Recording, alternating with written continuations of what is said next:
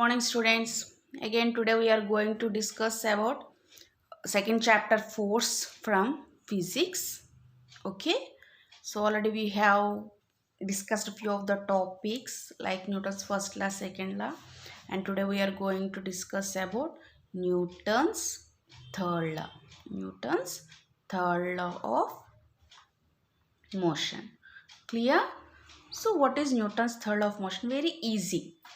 Okay, so here according to Newton's third law, if any two bodies are interacting with each other, there are always two forces that come into play. When two bodies are interacted with each other, always two forces come into play. Now first one is the force is by the first object on the second object, and the second force is applied by the second object on the first object. Okay, so here see, what is Newton's third law? Whenever one body exerts a force on another body, okay, whenever one first object exerts a force on the second object, the second body exerts, even the second body also exerts an equal and opposite force. An equal and opposite force on the first body. For example, when you are throwing the ball towards the wall, okay, if you are throwing slowly it will come back. Here means nothing but here the wall is again exerting the same force. How much force you are applying on the wall, even the force is also same force it is exerting on you by throwing the ball backside or not.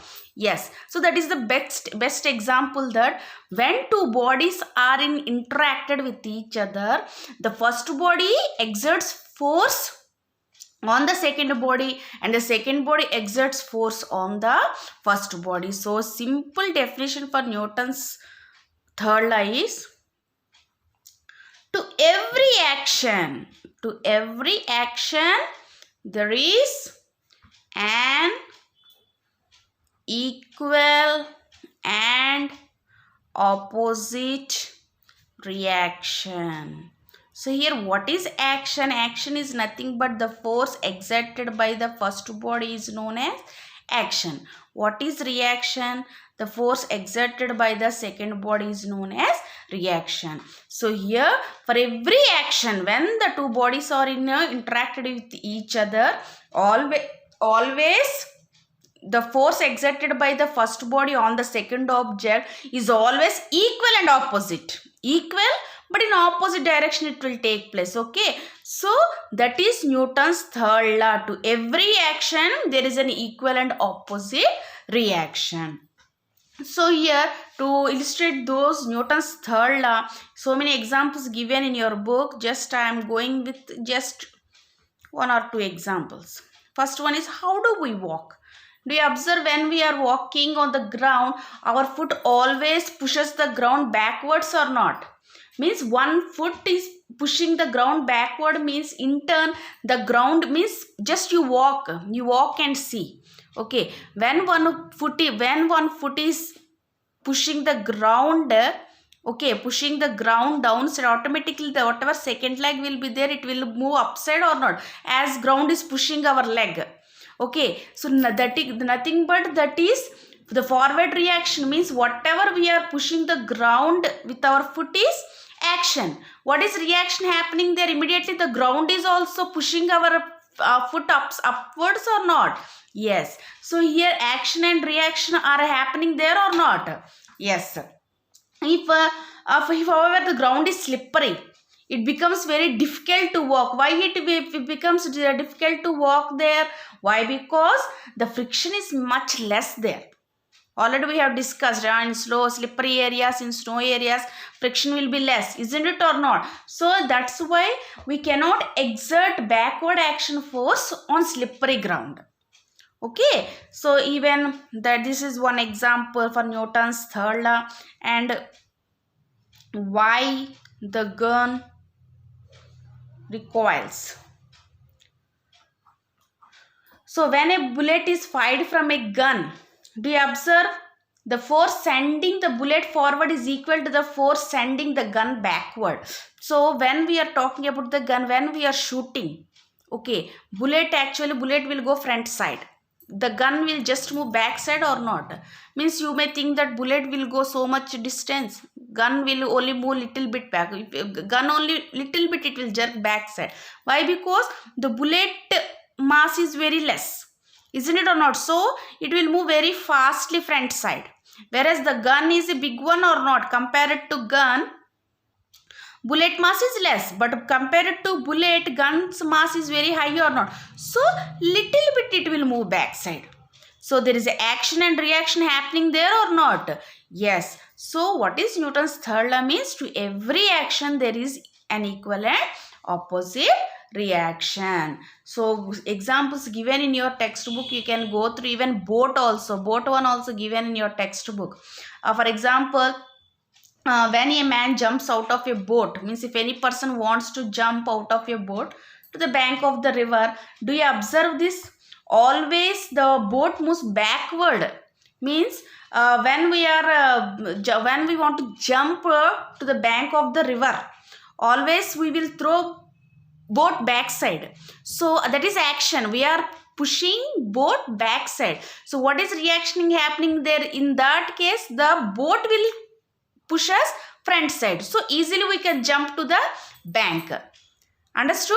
So here the whatever push we are giving to the boat is action. Whatever push is given by the boat to the person is reaction. So there also Newton's third law we can observe. Clear, children? So very simple law it is, third law. Okay, then last topic of this chapter is conservation of momentum. Conservation of momentum. So what is conservation of momentum? Already we have studied. What is momentum? What is momentum? Already we have studied.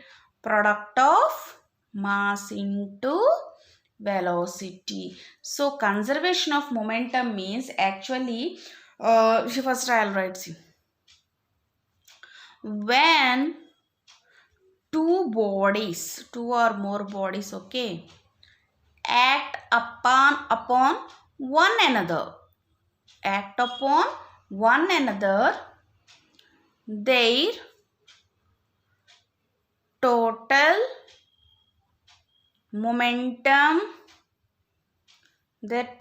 momentum remains constant provided no external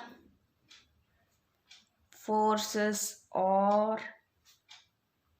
acting.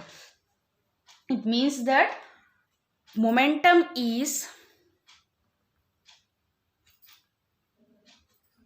never created nor destroyed.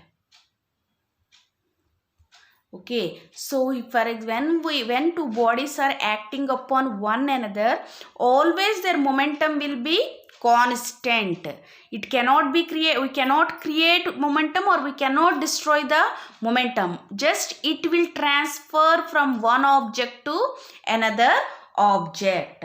So okay, so to get clear idea about this one, we will prove it how it happens.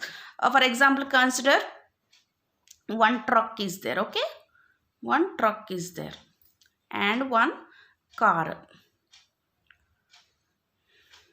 Okay, one truck and one car. Okay, imagine that this truck is having some mass m1.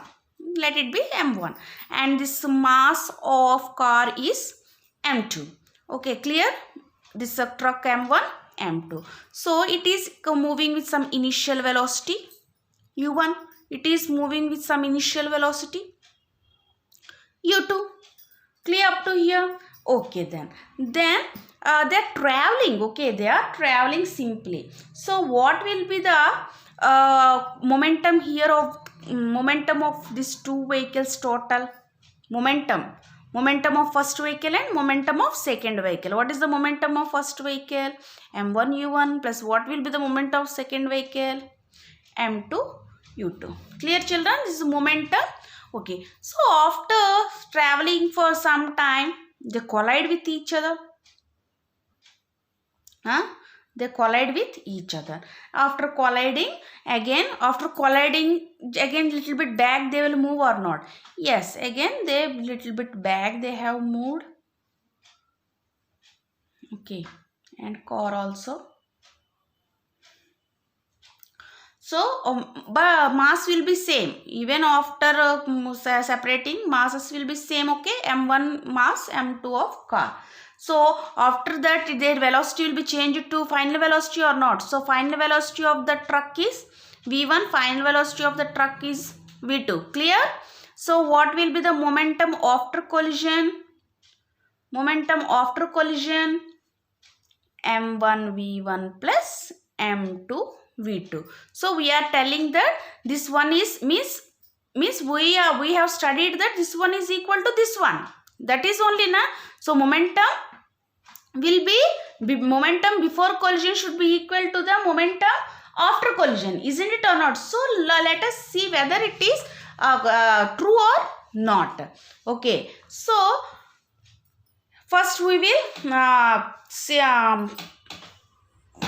okay, so here we will go with the force. Whatever force applied by the truck will be F1 on F2, isn't it? Whatever force applied by the car on the truck will be F2. Clear children? So here we will see that when the force of F1 acts on the car. Okay, see when whatever force is applying by the truck on the car will be F1 or not? Okay, F1 only na. So when some force is acting on the car, in which one actually acceleration is going to happen there? As some force is applying on this car, here acceleration, this object only undergoes acceleration or not? Yes. So here whatever the acceleration of car will be, acceleration of car when a force F1 is applied on the car, the acceleration of car will be changed to, here A2 is equal to V2 minus U2 by T only na. Acceleration means what? Rate of change of velocity only na. So acceleration is equal to V minus U by T actually. But here A2 it is. Why? Because we are talking about F1.